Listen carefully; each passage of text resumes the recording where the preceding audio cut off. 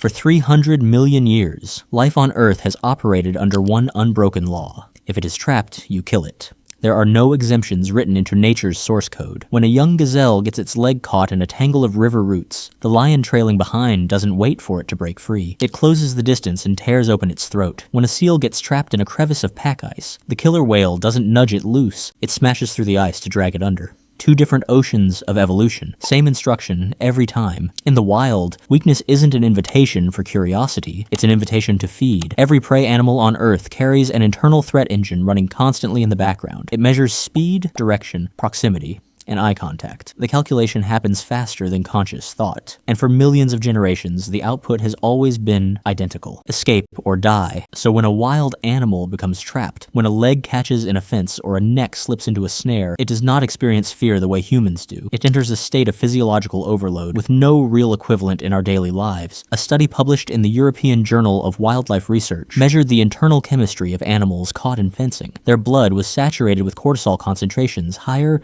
than those of animals shot by hunters or struck by speeding vehicles. Read that again. Being immobilized causes more internal terror than being fatally wounded. Its heart rate quadruples. Its muscles lock rigid, not from simple nervousness, but because the body is pouring every drop of its remaining reserves into a single, terrifying expectation. The animal isn't waiting for a miracle. It is waiting for the apex predator to arrive and finish the job, and then the apex predator walks out of the trees. It doesn't bring a jaw, or a claw, or a spear. It brings a pair of wire cutters, and nature's fundamental law breaks down entirely. When a human approaches a trapped wild animal, the animal's biology predicts an immediate, violent end. This is why thrashing intensifies as you draw near. The creature's threat engine interprets every step closer as the final stage of their misery, but then the human does something that violates every law of the wild. The human slows down, the human lowers its profile, avoids sudden gestures, and makes no sound that matches anything in the animal's lifetime threat register. In computer science, when a system receives an input, it has no logic to process. The code hangs. In animal biology, something remarkably similar occurs. Ask any wildlife biologist who has had to free an apex predator, whether it's a coyote, a wildcat, or a bear. The moment a human stops moving and holds a soft, motionless stance, the predator's entire survival calculation crashes. Consider what happens during mountain lion snare releases in the American West. When biologists approach a trapped cougar, they are stepping within arm's reach of 150 pounds of lethal muscle and claws. The cat's immediate biological response is extreme aggression. Ears pinned, teeth bared, body coiled to strike. Then, the field team executes a specific protocol, total deceleration. In the feline threat register, an approaching killer moves with sudden explosive speed. A human trying to help does the opposite, standing motionless, holding direct eye contact without lunging, and focusing their hands on the trap holding the cougar, rather than the animal's flesh. In mammalian communication, direct eye contact usually signals an imminent attack, but sustained eye contact without a forward charge sits completely outside the predator-prey template. The mountain lion's alarm system, built to detect a strike, encounters a signal it was never coded to classify.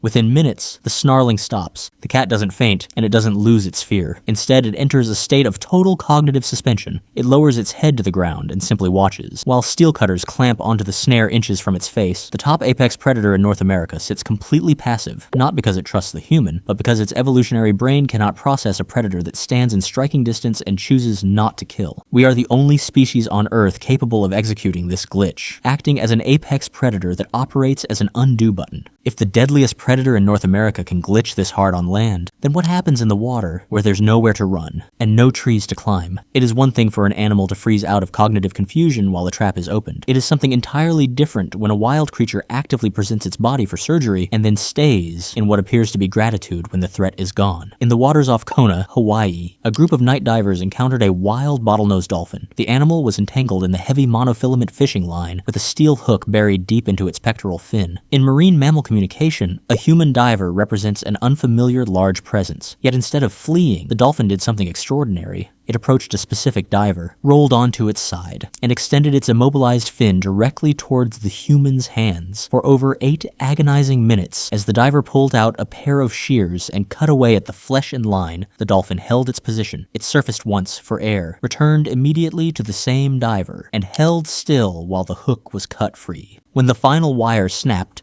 The dolphin was free. Every survival instinct coded into a wild, pelagic animal commanded it to return to the safety of the open ocean. Instead, the dolphin swam slow, synchronized loops around the diver, making direct eye contact, remaining within touching distance for several minutes before finally diving into the dark. And it's not just mammals.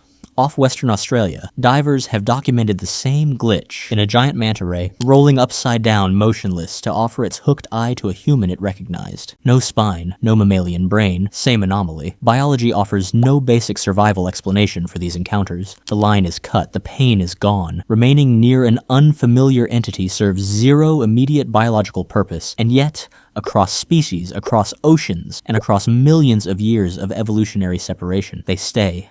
Across land, sea, mammal, and fish, the pattern never breaks, which leaves one question nobody's answered yet. So we return to the ultimate question: do wild animals understand mercy? If we define mercy through our own human mirror, as a conscious moral choice born out of pity, ethics, or spiritual duty, the honest answer is no, but that's the wrong question. The right one isn't whether the animal understands mercy, it's why the only species capable of it is us. In nature, there is no moral philosophy. Nature operates on evolutionary game theory. Energy expenditure versus survival payoff. Every instinct an animal possesses has been carved out over millions of years by a single ruthless metric. Does this keep my genes alive? Now, to be clear, nature does have its own rare, baffling anomalies. We have documented wild lionesses flooded with post-birth oxytocin, adopting newborn prey animals instead of eating them. Kamunyak the lioness, Kenya, known as the Blessed One, between 2001 and 2002 in Samburu National Reserve, adopted at least 6 wild baby oryxes, an animal that is normally a primary food source for lions. She guarded them fiercely from other predators. We've documented the same short circuit in a leopard that killed a baboon, then spent the night grooming the newborn clinging to her fur instead of eating it. But in every one of these wild encounters, the mercy is an accident. It is a biological short circuit. A brain hijacked by the maternal hormones, playfulness, or exhaustion. The moment the hunger returns or the hormones fade, the law of nature reasserts itself with violent clarity. So when an animal encounters a human who chooses not to harm it, its brain isn't encountering a familiar biological glitch. It is encountering something far more profound, an entity that breaks the rules of reality. For almost the entirety of life on Earth,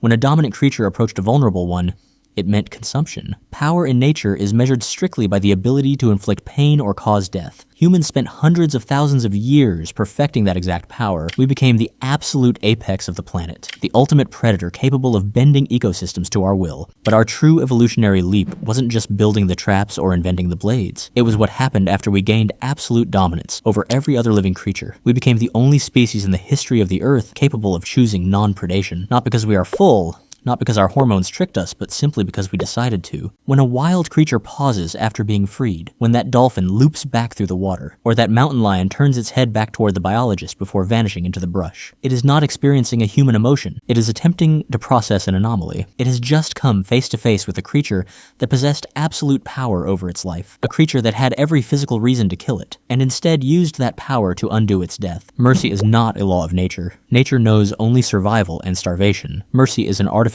invention, a unique glitch in human consciousness that allows us to step outside the food chain. And when a wild animal stands at the edge of the wilderness and looks back at us one last time, it isn't seeing a friend, and it isn't seeing a predator. It is looking at the only thing in the universe that has learned how to choose mercy. And it probably thinks we're stupid.